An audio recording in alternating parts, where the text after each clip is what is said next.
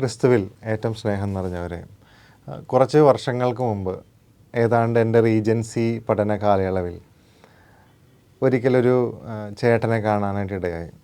വളരെ ദുഃഖിതനായി വിഷാദിച്ച് വിശ്വാസത്തിൽ വലിയ തകർച്ചകളൊക്കെ നേരിടുന്ന സമയത്താണ് അയാളെ കണ്ടുമുട്ടുന്നത്. അപ്പോൾ അയാളിങ്ങനെ പറയുമായിരുന്നു, ബ്രദറെ, കുറച്ച് നാളുകൾക്ക് മുമ്പ് ഞാനൊരു പ്രാർത്ഥനാ കേന്ദ്രത്തിൽ പ്രാർത്ഥിക്കുവാനായിട്ട് പോയി.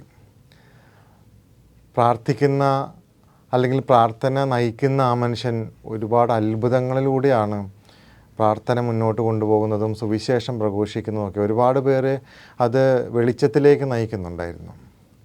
അപ്പോൾ ആ മനുഷ്യനോടുള്ള ആരാധനയിൽ ഈ സഹോദരൻ ആ മനുഷ്യനെ വീട്ടിൽ കൊണ്ടുവരികയും പ്രാർത്ഥിപ്പിക്കുകയും അങ്ങനെ കുടുംബത്തിൽ ഒരുപാട് മാറ്റങ്ങൾ വരികയൊക്കെ ചെയ്തു. അങ്ങനെ കുറേ കാലം അദ്ദേഹത്തിൻ്റെ കൂടെ നടന്നു കഴിഞ്ഞപ്പോൾ അദ്ദേഹം ഈ മനുഷ്യനോട് ചില സമയങ്ങളിൽ പണം ആവശ്യപ്പെടുകയും അങ്ങനെ പണം കൊടുക്കുകയും ഈ അദ്ദേഹത്തിൻ്റെ സാഹചര്യങ്ങൾക്ക് വേണ്ടിയിട്ട് ഈ മനുഷ്യനെ പല രീതിയിൽ ചൂഷണം ചെയ്യുകയും ചെയ്തു. പക്ഷേ ഈ മനുഷ്യനത് അറിയാതെ ഇങ്ങനെ കൊടുത്തുകൊണ്ടേയിരുന്നു, സമ്പത്തിൻ്റെ കാര്യത്തിലാണെങ്കിലും മറ്റു കാര്യങ്ങളിലും. അങ്ങനെ കുറേ നാളുകൾ കഴിഞ്ഞപ്പോഴാണ് അദ്ദേഹം ഈ മനുഷ്യനെ ഇങ്ങനെ ചൂഷണം ചെയ്യുകയായിരുന്നു എന്ന് ഈ എൻ്റെ അടുത്ത് നിൽക്കുന്ന ചേട്ടൻ മനസ്സിലാക്കിയത്. അപ്പോൾ വലിയ ദുഃഖവും വലിയ ഭാരവും അതോടൊപ്പം തന്നെ 40 ലക്ഷം രൂപയോളം സ്വന്തം കയ്യിൽ നിന്ന് നഷ്ടപ്പെട്ട്, സ്വന്തം വീട് നഷ്ടപ്പെട്ട്, വണ്ടി നഷ്ടപ്പെട്ട്, അങ്ങനെ വിശ്വാസത്തിലും സാമ്പത്തികവുമായും അയാൾ തകർന്ന് തരിപ്പണവുമായി പോയ സംഭവം അയാൾ വളരെ വേദനയോടുകൂടെ എന്നോട് പറയുകയായിരുന്നു. ഇന്നത്തെ സുവിശേഷ വചനങ്ങൾ നാം ശ്രവിക്കുന്നതിന് മുമ്പ് കഴിഞ്ഞ ഞായറാഴ്ച നാം കേട്ട സുവിശേഷ ഭാഗമെന്ന് പറയുന്നത് മർക്കോസിൻ്റെ സുവിശേഷം 6-ാം അധ്യായത്തിൻ്റെ 7 മുതലുള്ള തിരുവചനങ്ങളാണ്. ഈശോ തൻ്റെ 12 പേരെ വിളിക്കുന്നു. അവരെ പിശാചുകളെ ബഹിഷ്കരിക്കുന്നതിനുള്ള അധികാരവും കൃപയും വരങ്ങളുമൊക്കെ നൽകിയിട്ട് അവരോട് പറയുകയാണ്, നിങ്ങൾ ഒന്നും കയ്യിൽ കരുതേണ്ട ആവശ്യമില്ല. ഒരു വടി മാത്രം നിങ്ങളുടെ യാത്രയിൽ കയ്യിൽ കരുതുക. അപ്പമോ അരപ്പട്ടയിൽ പണമോ നിങ്ങൾ കൊണ്ടുപോകരുത്. ദൈവാശ്രയമാകുന്ന ഇടയൻ്റെ വടി നിങ്ങൾ കയ്യിൽ കരുതണം. ശിഷ്യന്മാർക്ക് 3 വർഷത്തെ ട്രെയിനിങ് കൊടുക്കുന്ന സമയത്ത് ഈശോ അവരെ അയക്കുകയാണ്. ഭാവിയിൽ തൻ്റെ സ്വർഗാരോഹണത്തിന് ശേഷം പരിശുദ്ധാത്മാവിനെ സ്വീകരിച്ചിട്ട് ദൈവരാജ്യ പ്രഘോഷണം നടത്തേണ്ടവരാണ് ഇവർ. അവർക്ക് അതിൻ്റെ ഒരു മുന്നാസ്വാദനം കർത്താവ് കൊടുക്കുകയാണ്. ആ സമയത്ത് അവരോട് പറയുന്നത്, നിങ്ങൾ ദൈവത്തിൽ ആശ്രയിച്ചുകൊണ്ട് ആശ്രയമാകുന്ന ഇടയൻ്റെ വടി കയ്യിൽ കരുതി നിങ്ങൾ പോവുക എന്ന്. അതിൻ്റെ തുടർ വചനങ്ങളാണ്, അല്ലെങ്കിൽ അതിനെ തുടർന്നുള്ള സംഭവങ്ങളാണ് ഇന്നത്തെ സുവിശേഷത്തിൽ നാം കേൾക്കുന്നത്. മത്തായിയുടെ സുവിശേഷം 6-ാം അധ്യായത്തിൻ്റെ 30 മുതലുള്ള തിരുവചനങ്ങൾ. ശിഷ്യന്മാർ ഗ്രാമങ്ങളിലൊക്കെ പോയി അവിടെ അനുതാപത്തിൻ്റെ സുവിശേഷം, ദൈവ രാജ്യത്തിൻ്റെ സുവിശേഷമൊക്കെ പ്രഘോഷിച്ചിട്ട് അവർ തിരികെ വന്ന് ഈശോയോട് സംസാരിക്കുന്ന ഭാഗമാണ് നാം ഇവിടെ കാണുന്നത്.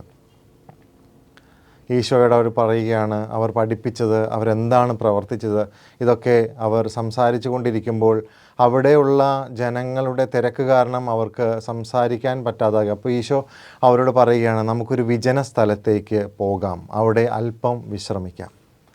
മർക്കോസിൻ്റെ സുവിശേഷം 1-ാം അധ്യായത്തിൻ്റെ 35-ാമത്തെ തിരുവചനം നാം വായിക്കുകയാണെങ്കിൽ ഇങ്ങനെ അവിടെ എഴുതിയിരിക്കുന്നു, അതിരാവിലെ യേശു ഉണർന്ന് ഒരു വിജന സ്ഥലത്തേക്ക് പോയി. അവിടെ അവൻ പ്രാർത്ഥനയിൽ ആയിരുന്നു. വിജനസ്ഥലം മർക്കോസിനെ സംബന്ധിച്ചിടത്തോളം പ്രാർത്ഥനയുടെ ഇടമായിട്ടാണ് മർക്കോസ് സുവിശേഷകൻ വ്യാഖ്യാനിക്കുന്നത്. ഈശോ തൻ്റെ ശിഷ്യന്മാരെ ഒരു വിജന സ്ഥലത്തേക്ക് കൂട്ടിക്കൊണ്ടുപോകുന്നു. ദൈവരാജ്യ പ്രഘോഷണത്തിന് ശേഷം ഓരോ ക്രിസ്തു ശിഷ്യനും, ഓരോ കത്തോലിക്കനും, ഓരോ ക്രിസ്ത്യാനിയും വിജനസ്ഥലത്ത് കർത്താവിൻ്റെ കൂടെ അല്പം സമയമായിരിക്കണമെന്ന് ഈശോ ആവശ്യപ്പെടുകയാണ്.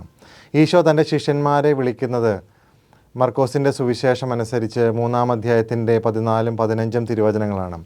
അവിടെ ഇങ്ങനെയാണ് പറയുന്നത്, തന്നോട് കൂടെ ആയിരിക്കുന്നതിനും പ്രസംഗിക്കാൻ അയക്കുന്നതിനും പിശാചുകളെ ബഹിഷ്കരിക്കാൻ അധികാരം നൽകുന്നതിനും വേണ്ടി അവൻ 12 പേരെ തിരഞ്ഞെടുത്തു എന്നാണ്. അപ്പോൾ ഈശോ തിരഞ്ഞെടുക്കുന്നത് കൂടെ ആയിരിക്കാനാണ്. നമ്മുടെ ജീവിത സാഹചര്യങ്ങളിൽ കൂദാശകളിലൂടെ ദൈവകൃപ സ്വീകരിച്ച് അത് നമ്മുടെ ജീവിത മേഖലകളിൽ സുവിശേഷമായി നാം പ്രഘോഷിക്കുമ്പോൾ, കാരുണ്യ പ്രവർത്തികളിലൂടെ ഒക്കെ ക്രിസ്തുവിൻ്റെ സുവിശേഷം നൽകുമ്പോഴും നമ്മൾ മനസ്സിലാക്കേണ്ടത് ഈ സുവിശേഷ പ്രഘോഷണത്തിന് ശേഷം കർത്താവിൻ്റെ കൂടെ ഏകാന്തതയിൽ നാം ആയിരിക്കണം എന്ന് പുത്രനായ കർത്താവ് നമ്മളെ പഠിപ്പിക്കുകയാണ് ഈ വചനത്തിലൂടെ. അവിടെ അവരെങ്ങനെ ഏകാന്തതയിലായിരിക്കുമ്പോൾ ഒരുപാട് ജനക്കൂട്ടങ്ങൾ ഈശോയെ അന്വേഷിച്ച് വരികയാണ്. അവരെ കാണുമ്പോൾ ഈശോയ്ക്ക് അവരോട് അനുകമ്പ തോന്നുന്നു. കാരണം അവർ ഇടയനില്ലാത്ത ആടുകളെ പോലെയായിരുന്നു. തൻ്റെ ശിഷ്യന്മാരോട് ഈശോ പറയാൻ ആഗ്രഹിക്കുന്നത് അനുകമ്പയുള്ള ഇടയൻ്റെ ഹൃദയം നിങ്ങൾക്ക് വേണം എന്നാണ്. ഇടയൻ തൻ്റെ ആടുകളെ ചൂഷണം ചെയ്യുന്നവനല്ല. തൻ്റെ ആടുകളെ ക്രിസ്തുവാകുന്ന ഇടയനെ പോലെ അനുകമ്പയോടെ പച്ചയാകുന്ന പുൽത്തകിടിയിലേക്ക് അവരെ നയിക്കേണ്ടവനാണ്. അവരുടെ ആത്മാക്കൾക്ക്, അവരുടെ പ്രാണന് തണുപ്പ് നൽകേണ്ടവനാണ്.